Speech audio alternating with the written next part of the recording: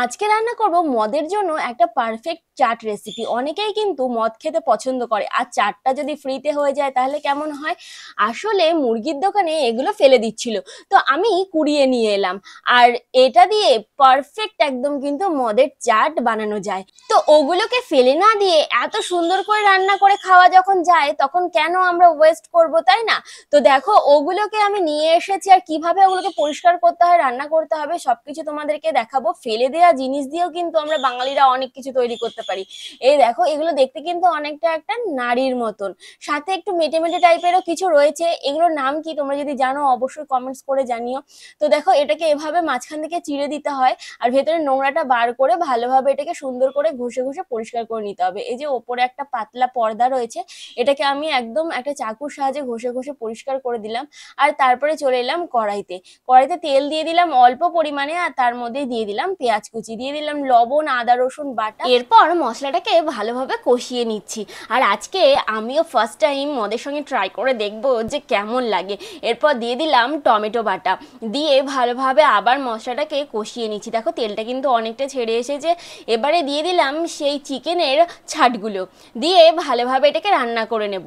যেন এই যে এই মেটের মতন দেখতে, এই অংশগুলো খেতে কিন্তু অনেকটা মেটের মতন লাগে। এরপর দিয়ে দিলাম হলুদ গুঁড়ো, জিরে গুঁড়ো, মিট মশলা, আর অনেকটা পরিমাণে লঙ্কা গুঁড়ো। কেন বলো তো? চাট কিন্তু ঝালঝালি খেতে হয়, আর চাট আসলে দোকানে যেটা পাওয়া যায় সেটাও কিন্তু প্রচুর ঝাল হয়। তো আমিও আজকে ঝাল ঝাল করে রান্না করব। ঢেকে দিয়েছিলাম, আর দেখো এটা কিন্তু সেদ্ধ হয়ে অনেকটা ছোট ছোট হয়ে এসেছে। আর তারপরে এবার ভালোভাবে আমি কষিয়ে নিচ্ছি। আর এই মুরগির ছাটগুলো কিন্তু আমি এর আগে কখনো খাইনি, আজকে আমি ফার্স্ট টাইম ট্রাই করব আর তোমাদেরকে জানাবো। আর হ্যাঁ, তোমরা কি কখনো এগুলো বাড়িতে এনে রান্না করে খেয়েছো সেটাও আমাকে কমেন্টস করে তোমরা জানিও। এরপর ভালোভাবে আমি নেড়ে চেড়ে এটাকে সুন্দর করে কষিয়ে নিচ্ছি। আর কষানো মাংস খেতে তো এমনিতেই ভালো লাগে, আর তারপরে যদি এসব ছাট, পাকস্থলী, মেটে এগুলো কষা হয় তাহলে তো কোনো কথাই হবে না। এগুলো খেতে যেন আরো দ্বিগুণ টেস্ট লাগে। দেখো, একদম কিন্তু আমার কষানোটা কমপ্লিট হয়ে গেছে, এখন কড়াইতে লেগে লেগে আসছি। এই পর্যায়ে আমি হালকা একটু জল দিয়ে দিলাম, দিয়ে আবার ভালোভাবে নেড়েচেড়ে নিয়ে ঢেকে দিলাম খানিকক্ষণের জন্য। এরপর আমার কিন্তু একদম এই যে চিকেনের ছাড়টা সেটা কিন্তু রেডি হয়ে গেছে, আর দেখতে দেখো কেমন লাগছে, হেভি টেস্টি লাগছে। গ্যাসের ফ্লেমটা বন্ধ করে দিলাম, আর এবারে খাওয়ার পালা। চলো তাড়াতাড়ি যাই, খেয়ে তোমাদেরকে জানাই যে আসলে এটা খেতে কেমন লাগছে। তো রেডি হয়ে গেছে আমাদের মদ খাওয়ার চাকনা। তোমরা কখনো এভাবে খেয়েছো? তো আমি বসে পড়েছি, চলো আমি একাই খাবো, তাই আমি গোটা কড়াই শুদ্ধ নিয়ে। তো এই যে এটা কি, তোমরাই কমেন্টস করে বলো।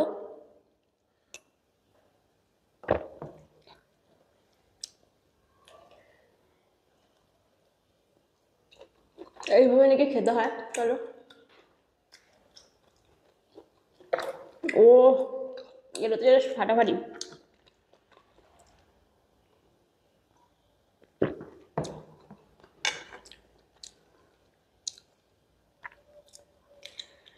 চিকেনটা হেভি লাগছে।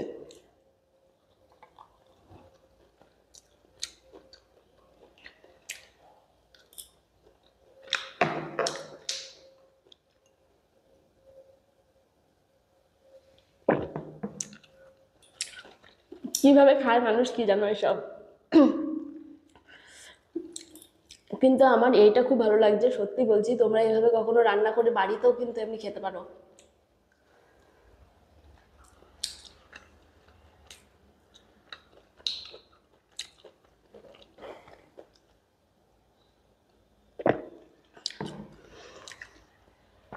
তোমরা কিন্তু এগুলো না ফেলে দিয়ে বাড়িতে রান্না করে খেতে পারো। আর মদের চাটের জন্য তো এটা একদম পারফেক্ট যেটাকে বলে।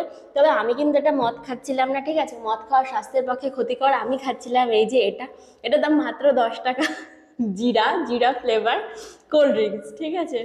তো তোমরা কেউ ট্রাই করো না এসব উল্টোপাল্টা জিনিস। কোল্ড ড্রিঙ্কসের সঙ্গেও খেতে পারো, তোমরা কোকো কোলা বা থামস আপের সঙ্গে খেলেও কিন্তু টেস্টি লাগবে।